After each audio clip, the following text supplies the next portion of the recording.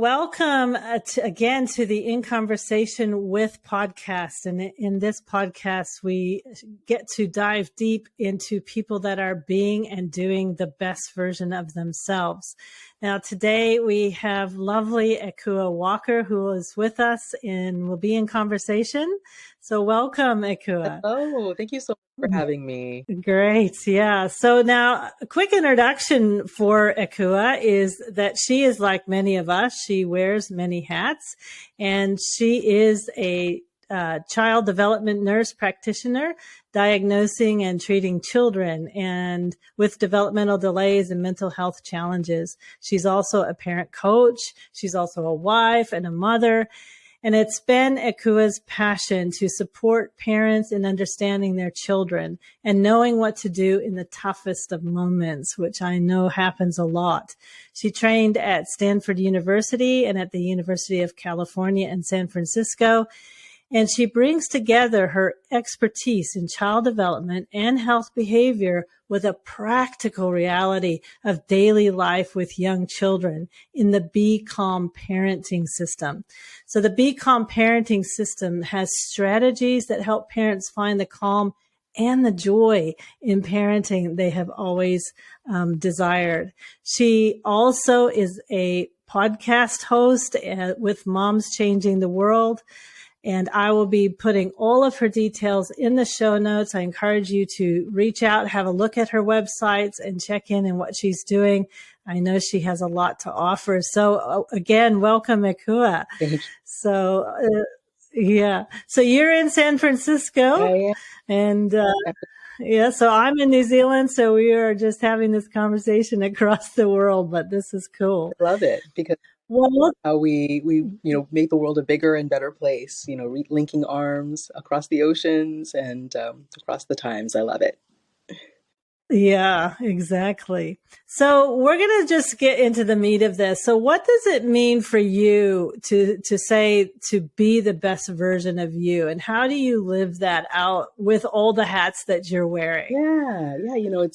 It's been a journey to get there, as it often is, because there's so many competing things, especially when you're younger.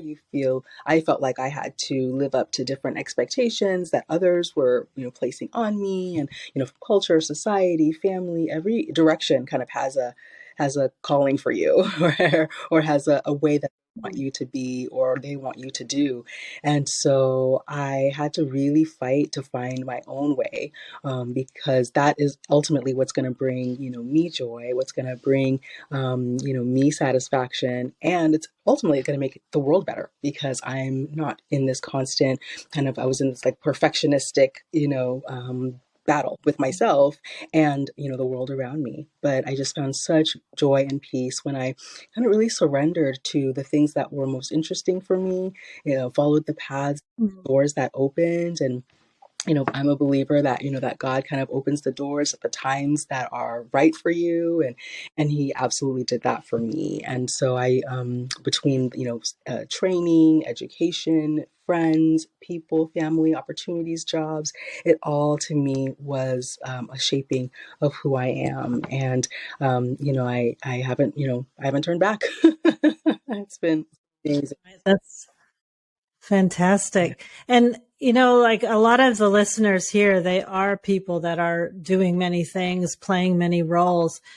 Have you found any challenges, or what are those challenges of being the best version of you when you're trying to be the best mom, you're trying to be the best wife, you're trying to be the best person at work, and you're trying to grow your own sort of passion and side hustle and business as well? Right. I mean, there are many challenges. Again, it kind of goes back to, the path and the pull that others, right, have on you, or others place on you. And the expectations are pretty heavy, especially I think for women in this time. I think we definitely gained a whole open world of things we can do, possibilities, but we had that layered on top of everything else that we needed to do for house and home and family. And a person can only and can only take so much, right? We Right. do and be everything to everyone all the time, and we weren't meant to do it alone. And I think that's the other the other piece of the more individualistic and capitalistic mindset is that you have to do it for yourself, you have to fight or be eaten, right? Like there's this competitive thing Yeah. that we're fed, which really at the end of the day isn't true. And so I really had to step beyond that and recognize that it's community that makes us all better. It's family. It's working in the gifts that we have are best fulfilled in community because everybody has different gifts, and when we put those all together, then everything can get done, and and then it all can get done with joy and peace. And so it's quite a thing to really hold at the forefront what we're supposed to be doing, how we're supposed to be doing it, and not let the challenges and the burdens distract us. And so I think mindfulness has been a Right. huge part of it, really centering myself kind of in the present moment, because we can get pulled into the future. Right. We can get pulled held back by the past. We have demands and things that compete from side to side, but really all we have is this moment right here, right now. And it's Mm. doing the most with this moment that allows us to move forward and be ready for the next set of things that's ahead of us.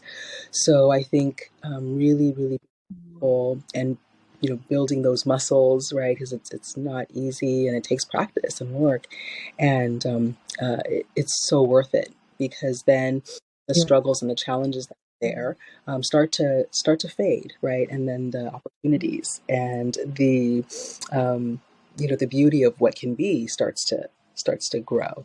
So Yeah. I'm hoping to Mm. answer the question. No, I'm just absolutely loving this. And there's like a lot of things to unpack there. And I know you mentioned community and you're drawing a lot of examples. I want to talk about that later, Sure. uh, because I do want to ask you now when you are able to kind of be that person that you want to be, um, it is fueled by a purpose that we have and a why, because we don't have the sustainability to keep showing up as our best unless there's something within us pushing us or bringing that fire to us. So, what is that why? What is that purpose that really fuels you? Yeah, I think I had an inkling of it when I was pretty young, because I just was always fascinated by children, by people who were like younger than me. I had two younger siblings, and so I was surrounded by their energy and their growth. And I can remember we would get parenting magazines to our house once we moved to the United States from Ghana, where I was originally born, and I would just pick them up and start flipping through them. And I was like fascinated. And I'm like, as soon as I could read them, maybe I was like 10 years old, maybe like fifth grade or so. But I was just amazed that there were these like articles and there was these diagrams of how like I was growing and what I was thinking and what I was going through with siblings and sibling rivalry, Mm. what my baby brother was doing as a toddler, growing, going through all the phases and changes. I'm like, somebody out there knows what's happening in here, and just Yeah. being open to like there's like a science, and there's like a course in all of this, like a path that we all go through. And so I think those are Yeah. first inklings of just being fascinated by development, my own and those around me. And then, continuing to grow, I just loved, babysitting and taking care of little ones. And it was just a very natural part of who I was.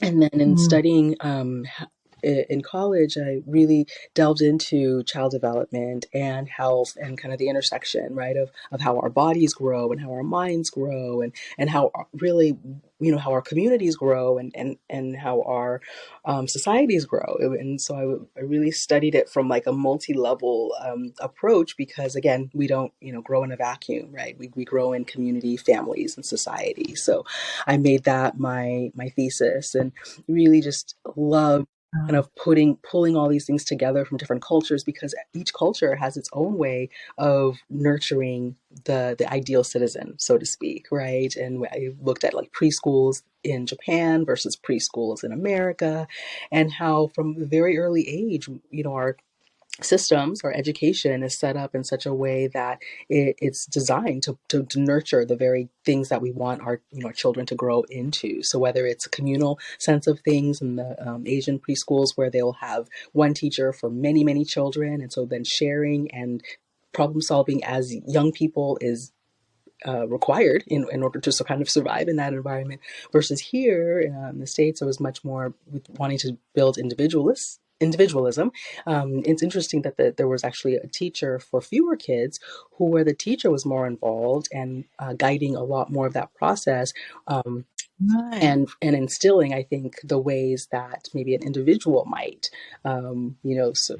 might shine, in that kind of a setting. So it's just been so fascinating it was so fascinating to kind of look at that, and then and figuring out whether education or healthcare. I was so fascinated by all of it. I spent a couple years in AmeriCorps, and I was in a school setting and helped with school. Wow. So really got to understand kind of that education, level of children and of society, and saw children Mhm. there in a variety of learning processes. Some were thriving and some were struggling. And so then the questions, how do we help kids who don't maybe fit into the standard model, the cookie cutter child of our society, right? What happens to them? And so then that Yeah. started to bloom in myself, and then I did work with adults in health education because I was wanting to get back to that health side of my brain and my interests, and so did a coaching adults with chronic conditions. And so this is where really looking at Mm. health behavior, how do we make health choices, and how do we, especially as adults, how do we shift and change, because children learn in one way and then adults learn in another way. And so I knew I wanted to get kind of bring a lot of this together, and I saw it happening as a nurse practitioner in the team that I was working with, was able to really bring all the different interests together, from the diagnosing and the medication side, to the health coaching side, to the nutrition, to the case management, and the mental health. And I loved aspects of all of those things. And so went back to train in that. And that has been just a really great path to, again, following the open doors, because then I landed the specialty, the child development specialty, which brings together, child health, child learning, child mental health, and family, right? Family support. So Family. all the all those Gosh. things came together, beautifully when I said yes to the open doors, and yes to my interests, and yes to, what was just natural, Yeah. inside of me. And I've been supporting families ever since. And it's, I'm always looking at ways to continue to support them. And that's where the Yeah. coaching has evolved, because there is a Mm. side to the work, which is super important, but there's also kind of that practical side as well. Right. Sometimes there can be a disconnect in that, and so from the parent coaching side, I'm able to link arms even closer with families on the more day-to-day level, to support them with children who have neurodiversity. Yeah. That is so cool, Ekua. That is so inspiring. And, you know, I know people that I work with a lot of them are looking to try to find their purpose. And when they listen to people like you, they just want to find that. They want to have that passion and that drive in their life. And in the stories that you just shared, the one thing is that I took note of is that you identified that you had this, kind of purpose inside of you from a child, from a young age. And a lot of the work that I do with people to help them to find that purpose when they can't is to actually go back to their childhood, to go back and play again, to go back and do those things that they want to do, to break out of the box that they've been so confined into. And I think that your story is so enlightening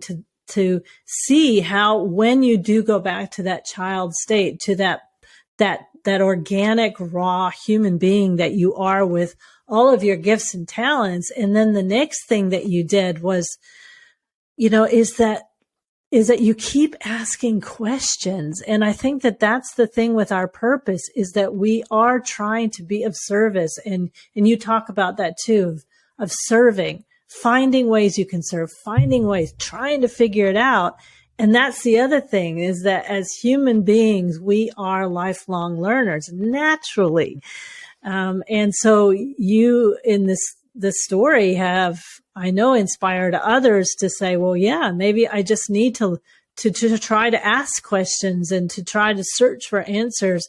And then, like you say, and I know as well, the doors just start opening, and more doors start opening, and you just get the opportunities. Yeah. I actually want to sidetrack a little bit with that, because I have this thought and this reality, I guess, is that when I kind of ask those questions and I get really excited about things, these opportunities do start opening. But I've found sometimes too many doors open. Just too many things are on offer. I'm just wondering, how do you kind of come back to your equilibrium in that, to stay not spread out with so many things, but how do you kind of, that's really narrowing in on that purpose. So how do you do that? Yeah. Yeah, that's a good one, because you're right that there's so many competing things, as we, have been talking about, pulling at you. And so, I think one of the things that I had to learn early on was figuring out, okay, there was kind of the shoulds, right? The what I should do, or the path that everybody else was taking, right? And should I be a doctor? Should I be a teacher? Should I be a psychologist, right? Should I be, should, right? And so I had to, kind of surrender to, I could be those things, and there's a place that will bring, the interests, even more together, right? Or there's something for me. Mine is there somewhere, and what exactly it looks like, I didn't always know, but I knew it was there for me. So one of the things had to be letting go of the shoulds, because and what everybody else was doing, because I'm not everybody else. I'm me, and we can get on a hamster wheel if we lock to what everybody else is doing, or what everybody else kind of shooting on you, right, to do. So that's one of it. The other part of it is, kind of looking at the season, right? Looking at the season that we're in, because I believe there's a time and season for everything. And Right. that too helps, because when I was in, undergrad, university, that was a season for exploring and for like free reigning on my interest. And, thankfully at the school, I had a way of kind of crafting my own, specialty, right, within human biology that I chose. And so then, in that season, I really tried to let it all kind of, explore it all, right? Not let anything limit Right. what I was learning and what I was going, because that was the season for that discovery. Um, then the next phase was kind of that internship, right? Process, right? And when I wasn't exactly sure what I wanted to do after university, that season opened up where I could do the AmeriCorps kind of phase, right? The local Peace Corps in America, and I could explore within a school environment, right? Kind of the education question mark that I had in my head. Am I supposed to be a classroom teacher, right? To teach a group of children, and I didn't necessarily feel like that was what I needed to do, but I found, again, the open door was a school reform um, nonprofit that called Partners in School Innovation. So I could be in the school environment, but partner with the literacy coach or the technology teacher, and therefore be a part of school life and learn about the school process without necessarily being in the classroom. And so that, definitely taught me, so much about the day-to-days of the education process, which I now use when I'm supporting families who are having education challenges with their child, and having to navigate the school system to get the individualized plan that they need for their child. So, I didn't know it at the time, but if you are holding on to and really maximizing whatever that season offers, it's another kind of brick in the foundation of what lies ahead, right? It's another wall in the building, that's being constructed of life, right? Another part of the path that's being laid. And so I think that's another thing, is really looking at the season. And so that kind of also brings me to motherhood, right? Which has been incredible layer of all of this is that, in learning Yeah. different when you're, a babysitter or a nanny for somebody else's children or an auntie or a cousin than when you have your own children, right? And so becoming a mother has definitely kind of fashioned and shaped that. And so I did have to, kind of adjust the priorities, right? And in choosing the career I did, I definitely wanted one that had space and room for me to be the mom that I wanted to be as well. And so there is, especially I think for moms and women, there is this balancing act that we have to create. And if we can be clear about, the time and the space and the energy that we want to give to our children when they're really only with us for so many years, that can Yeah. in recognizing, okay, I realized when they were, babies and toddlers, that wasn't necessarily the time to start a podcast, even though I really wanted to, right? Yeah. Yeah. The bandwidth, but when they're older and decades later, right, or a decade later, and they and then we have a pandemic that shuts everything down, right? There's another season, an opportunity where I'm at home anyway, and I can record from home now with all of the Right. recording options that we now have available. So something Yeah. wait until I, could, build my career in the clinic and lay the foundation with my young children who really need you physically, when they're in those younger years, that made the way then for, for this phase of what I'm doing in my passion.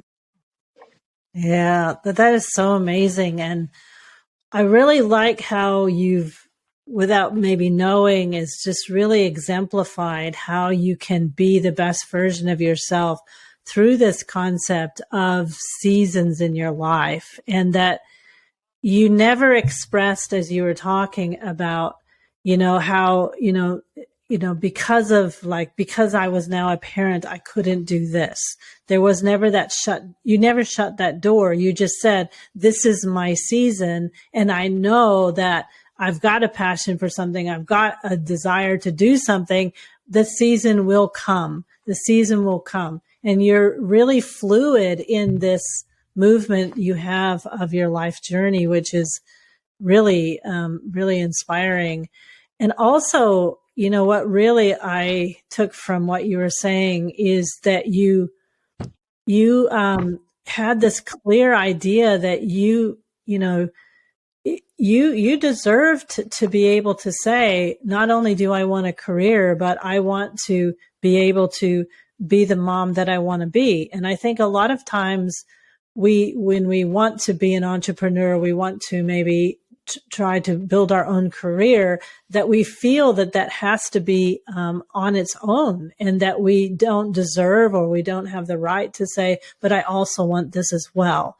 And yeah, how you've been able to navigate that through the concept of there's a season for everything and I don't have to feel a loss. That's amazing, really. Yeah. Yeah, it's one of those things where it's been time. It hasn't always been easy. It's a discovery, and it's been a journey. Yeah. I feel like I can't take all the credit for it, right? In that it's been, but there's been bumps and bruises along the way, and I Mm. trust that my God kind of holds it right in His hand, and so my faith is so important, to that journey and that process. I know I couldn't do this alone, and then my family has been hugely supportive. My parents, my siblings, and my husband and my children. They've all invested and sacrificed their along the way for Yeah. immigrants, and I know the privilege that I have as well in all of this, in that Mm. I've had support and love and team, and I've been upheld and invested in on every level, since I was born. And so I know that it's not always easy, and there's it doesn't always happen like that for people, and there's a lot to work through. There's traumas that happen for people. There's financial and socioeconomic struggles that make it not an even playing field. And so I definitely recognize, the privilege that I have in the journey that I'm on. And so that also compels me to share and to give and Yeah. use Yeah. form that I have in ways that do bless. And if I kept it all for myself, that would not be fulfilling. That would not be Mm. the completion, right, of all that has been invested. And Mm. Mm. it's much like the analogy of you can be a person that kind of is a what we think of like a fat cat. You can just have all the money, have all the food, right? But then if you're just putting it all into yourself, right, then it's just this it becomes this gluttonous Yeah. situation, right? And it's not Yeah. good for anybody. But if No. we think of it, as a sharing, as a steward, that we are stewards of the gifts and talents that we have, and that we steward it. Yeah. We're stewards of our children. We're stewards of the finances, right? All of it is really a temporary, holding that we really then look for how we can pass it on, because then we invest Yeah. in the others around us, and we invest in Mm. in our schools and our communities, and they are all the better for it, instead of you Mm. know instead of just Yeah. blow- Yeah. blowing up and Yeah. as a fat cat. Yeah. Yeah. As a fat cat. That's right. Yeah. I mean, you keep touching on this community. I'm going to save it for later because I do want to dive into that. Gosh. It keeps coming right around in everything that you talk about. Uh, when I just love what you're saying about this, well, it's coming through very loud and clear, and it is the kind of the signature thing about somebody that is being the best version of themselves and living that is the service that you have to others, and is that calm and just knowing that you were given gifts and talents to add value to the world. And that's what it's all about. And by doing that and by sharing that is the full circle. And again, we do that in community.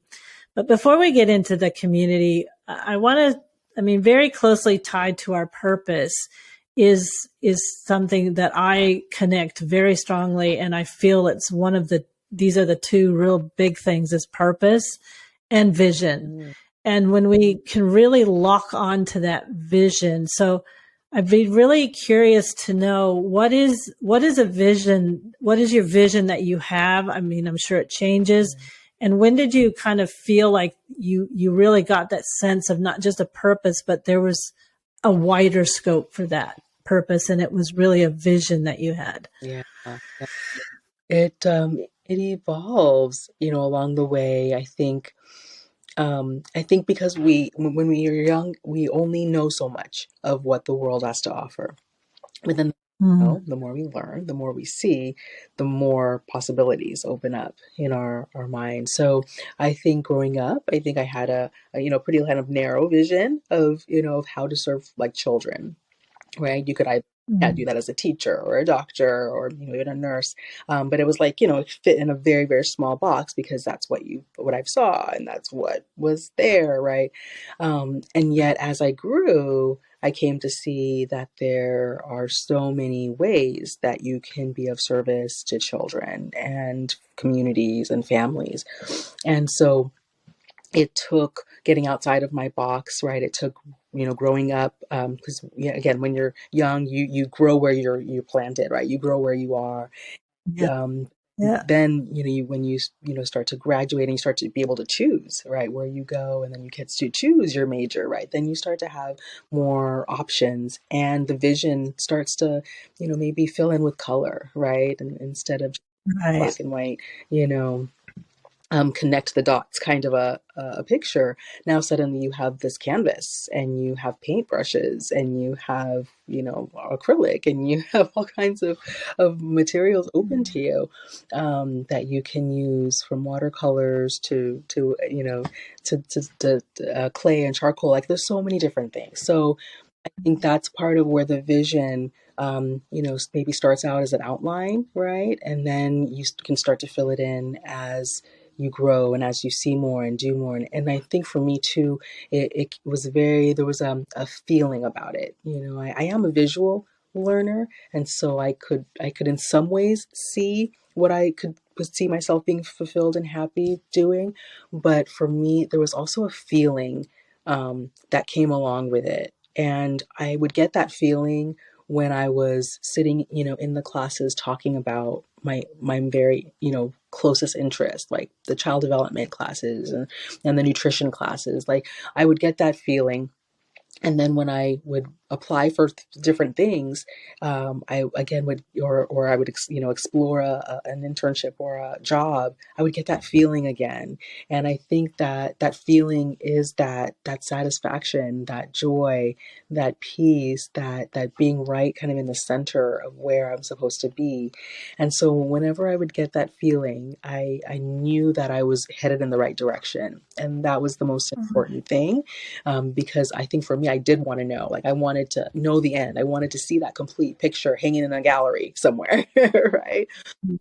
But I Yeah. don't know that we get to do that. Many of us, we kind of have to wait and see how it evolves. And even when we think, Yeah. we've finished the picture, then another season or another phase opens up, and we add, some new materials. We were just in a session talking about, adding sand, right, and glass and wood, right. So now Yeah. Yeah. to art, right? And so again, it just is, what started off as a, an outline and a black and white, pencil sketch, evolves into something that, again, you just have no idea can be there. Yeah. And so, Yeah. I love that. yeah, I Mm. think it, I love how I think, and I know people listening are, they get stuck on this thing, and it's our modern world is like, what's your purpose? What's your mission? What's your vision? Especially entrepreneurs and things like this, or people are building a side hustle and things. And the thing is, you really captured it, because it is a blank canvas. It starts out as a blank canvas, but I feel like our modern take on what is your vision, what is your purpose, is like we have to strive for it. We have to get it. We have to climb for it. We have to work hard for it. But you said exactly the opposite, is that you found your vision knowing you had a blank canvas, knowing that you were going to experiment with different colors and mediums and everything. And it was when you sensed that sense of peace and that you knew you were on the right track. And to me, what you exemplified was you didn't know exactly where you were going, and it didn't matter, that you became so in touch with your intuition. And that is the people that I talk to that are living their best life and adding the most value are those people that have been able to be quiet and sense that innerness. And you've really brought that out in your story. I just absolutely love that. thank you. Yeah. Thank you. Yeah. Excited, Wow. excited to be, in the place where I am, and to know that everybody can be there. Because again, I think there's that competition that, what's mine is mine, and if she does it, then I can't do it, or I have to do it better. And that's not the reality. Like the reality is that we can all find what we are, put here to do and be. With it, it may not, like you say, happen overnight, or it might not be easy, but it's going to be worth it, because you go through the process, and because you Yeah. are in Yeah. discovery, and you are, you're interconnected, and even where, things feel like it's a detour, and then sometimes in my life I'm feeling like, okay, I'm on a detour, but then because I was following that feeling and that knowing of, yes, this makes sense, this fits for where I am right now, and Mm. it ended up, I can look back and I can see, oh, that served a purpose. I learned about school life and all of the educational kind of ins and outs could in the 2 years that I did that program, and I use that now every day in my work as a nurse practitioner supporting families with children. So it's a beautiful process if you can learn to surrender to it. And I think for Yeah. some of us who like want to be in control, want to know all the answers, want to know, and want to do. We want to do it right. We want to do it now. Yeah. Right? It can be hard, but Yeah. it really can be a beautiful discovery, a beautiful journey, if we can surrender to the Yeah. process. Yeah. To, yeah.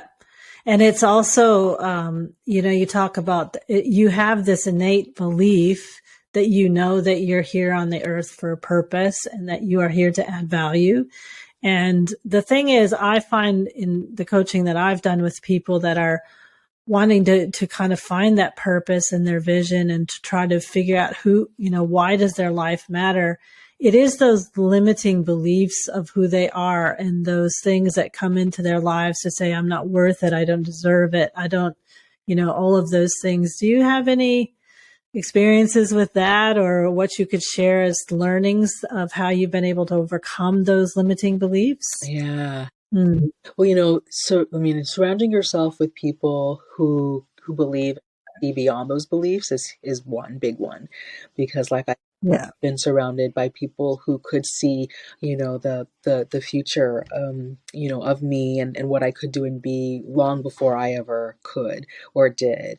I had parents who saw that I, could do, whatever I wanted to do and be given the opportunities in this country.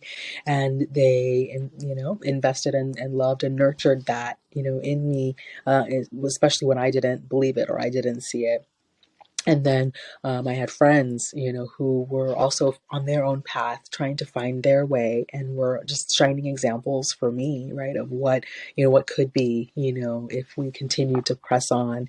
And my faith community also surrounded me with people who, shared my faith and could kind of build me up when my faith, wasn't there, when I didn't believe that, or I was struggling to believe. That little old me, right, could make an impact in any way. And now children, are a part of that, inspiration and that limiting belief. Because I think when you become a parent, I know for me, it's, taken all of this to another level, because now I see my children going through, similar things that I went through, just in a different time. We're in a different time, in a different space, but I see them putting the pieces together, and I don't want them to have the limiting beliefs that I had. And so I have to really make sure that I'm not believing the, Right. I'm not Right. squelching their light, because they not only, hear what I say, but they see what I do. And so, especially having two young daughters, I feel it, every day, that if I, limit myself, and if I have limiting, beliefs like you're talking about, then I will pass it on to them, and they won't reach their potential. And so, I, that is a big part of my prayer and my life, is to live in a way that they see and they know that they don't have to be limited, by anything or anyone. And so, Yeah. I think there's a lot out there, as from race to age to gender. There's a lot out there that would try to limit us. Um, Right. Thankfully, in growing, I'm able to see through it for what it is. Which are, Yeah. you know, not anything that we have to take on. But, the truth is that we all have incredible purpose. We all have incredible value. Yeah. We all need each other, to be our best, because it's, when I'm my best, then you can be your best, and we Yeah. our best. And so if I'm holding you down, or I'm competing with you, I can't be you. I don't have the gifts. I don't have the life. I don't have the journey that you've gone on.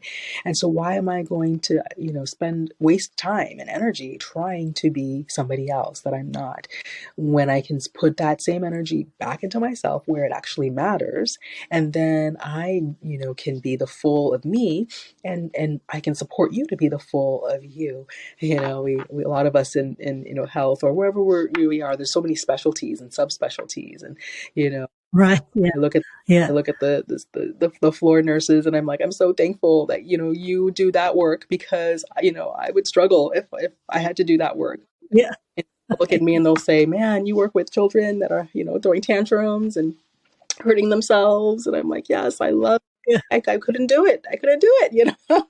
Yeah. That's right. That's so true. So if we are in the place we're supposed to be, right, then everybody can do their thing, and we don't have to do it, right? We don't have to do everything We, everybody else is. yeah. We We're not don't. equipped for that. Yeah. We're not interested. That's, So I think, that's so true. I just love that. Yeah. I had that same thing with my husband.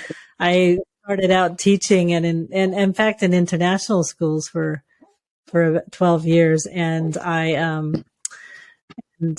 and I said, I could never fly an airplane. He flew international, and he said, well, I could never spend an hour in one of your classrooms.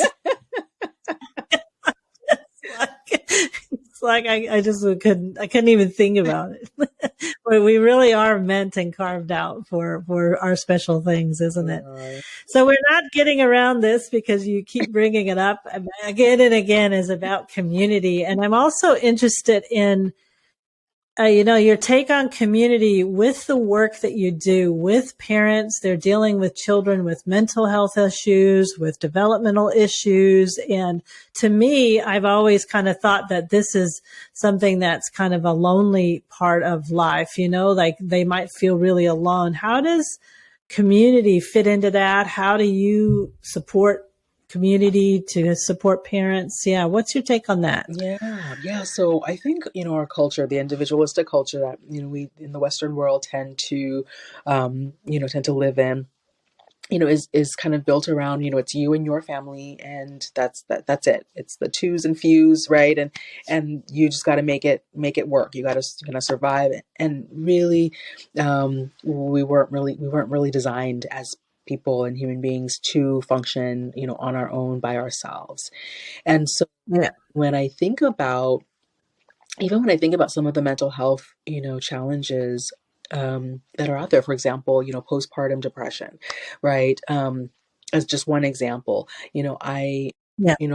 remember, I didn't have it myself, but I was surprised by the range of emotions that I went through becoming a new mom. I loved children, and I could not wait to have my own children.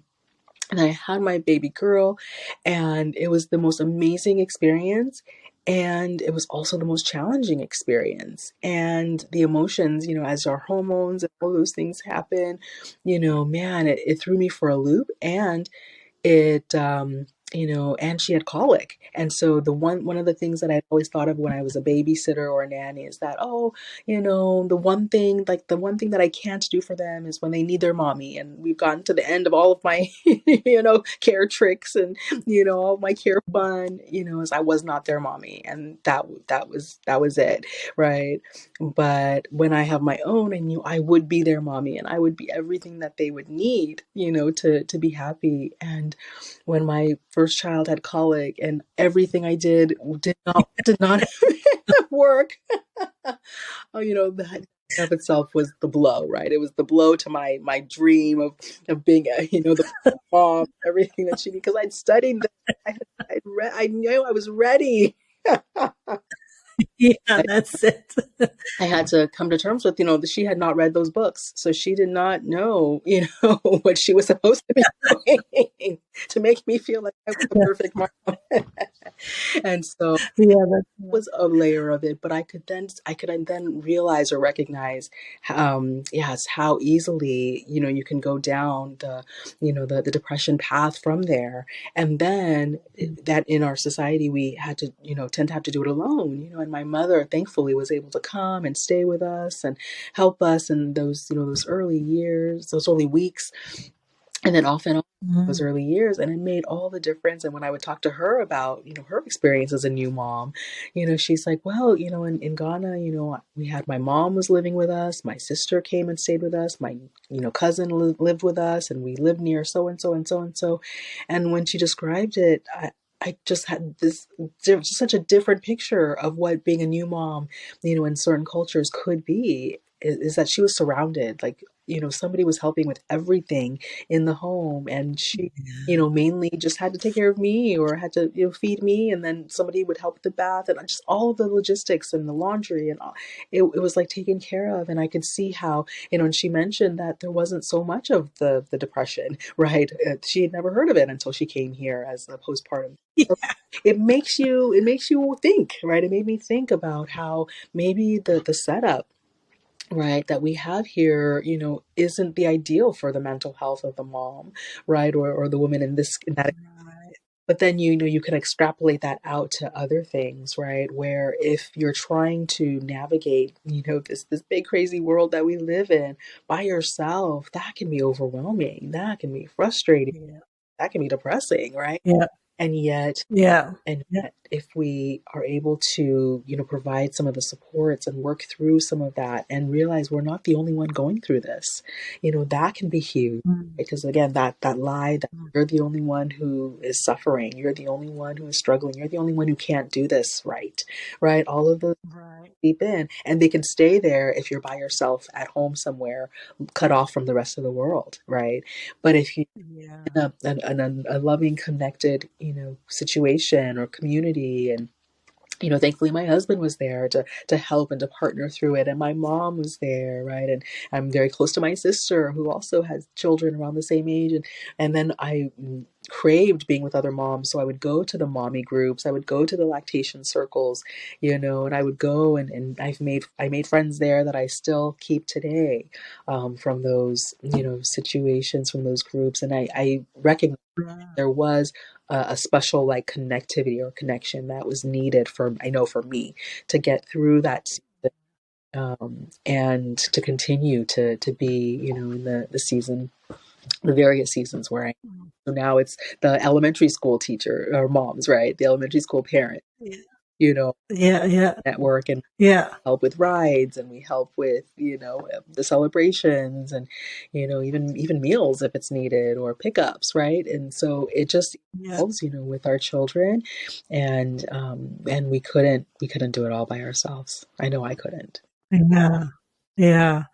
I was it was actually last weekend. I was actually listening to one of your podcasts on the Mothers Changing the World, and you talked about how you love the beach, and so you took some time out to actually just go to the beach on your own, and I really that's something I do, Yeah. and I remember the first time that I did it when my children were young, and I booked the plane ticket, I did everything, but I actually couldn't go. I just couldn't put the clothes in the bag, and I was struggling so much with leaving, like I was supposed to be the one that was holding it all together. How could I leave my husband with my children? And, it's a crazy thing, isn't it? And finally my husband sat me down and he was like, Lorraine, me and the children need you to go. We need you. We'll be fine, and it is, we just try to be everything, but it was such a release to be able to do that, that I continued to do that. I continued to find those spaces, and yeah, it goes back to, we do deserve those things, and they do help us to be the best version of who we are. And we do need the community. We need people that can help us, to support us in that. We're running out of time here. I have so many things I still want to talk to you about, but, just with the community, Ekua, you've joined the Culturally Blended People community, and you have a session coming up next month, which is about child development from a cultural perspective. And I'm not going to dive into it now. I'm just going to say that I did want to talk to you in this podcast too about all of those things you were saying about the research that you did of going around and looking how primary schools in different cultures and how they are, kind of bringing up those children, and how different it is culturally, and what we can learn from that. And then your experiences of being working in different parts of America, and that. So I'm looking forward to that, and I will put in the show notes for anybody that would like to hear Ekua speak about that. We can do that. And I just, I just want to thank you so much. I want to end on a kind of a more fun questions, kind of bring you back down to like a normal person, because honestly, you've inspired us all. So yeah, what do you do? Like, what are the things that are your hobbies? What do you do for fun? How do you relax? What is it yeah, what's your life like in just being that normal person?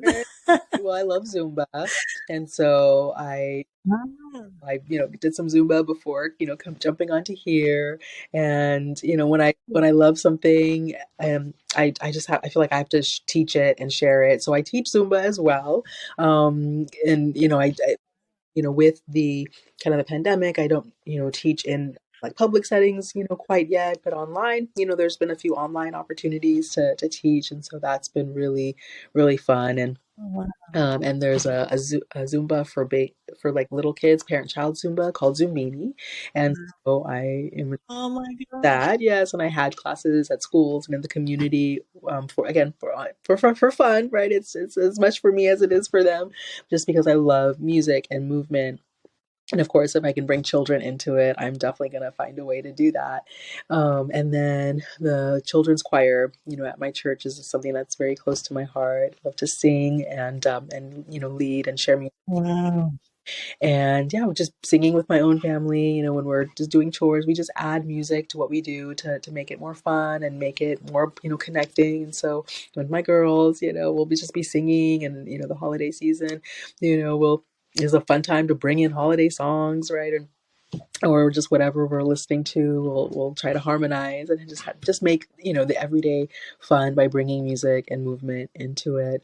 And yeah, like you mentioned, we love to go, and I try to plan our vacations where there's some nature. If not a beach, then we've been able to do like Yosemite or the mountains, Hawaii Wow. things. And so we do love to spend time together in different places, or on my own if I'm able to carve out that time. I still try to do that. So it's anywhere I can bring music, movement, fun, some good food, good people, it's a party. So Yeah, that's fantastic, and it's such a that's a actually just a perfect ending to all of this. Starting off with like how how you are able to be the best version of yourself, and to just see your whole story and everything you've shared, and then how that's grown into the community that surrounds you, and then really kind of full circle into you doing that and just what you love and how it infuses into all of the things that just make you who you are.